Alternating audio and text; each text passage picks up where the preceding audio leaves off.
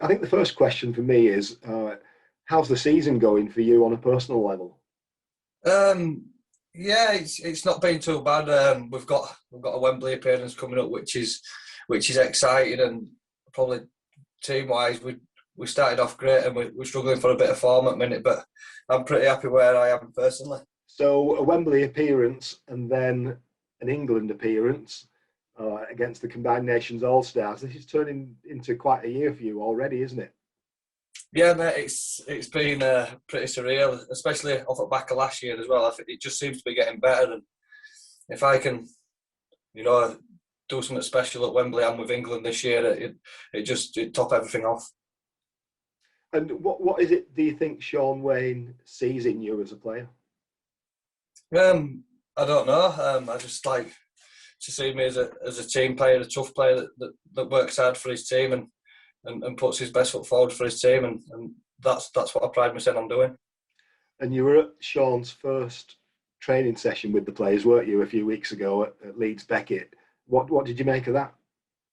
It was good. It was really good to get amongst the group and the players. You know, there's some real quality in there, and the session showed that it was a real tough quality session, and just being around, being in a new environment and being with those people, it makes you raise your game, and it makes you want to be in there. You know, the passion that Sean has for England, it drips through to the players, and you don't want to let that down.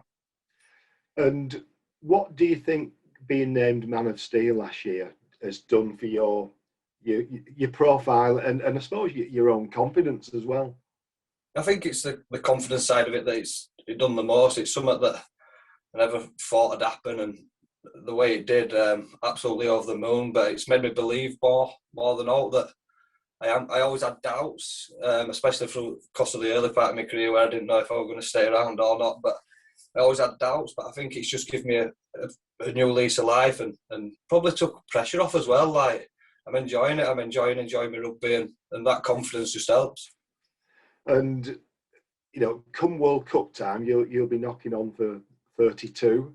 Can you believe that you're in contention for a first World Cup place at the age of nearly 32?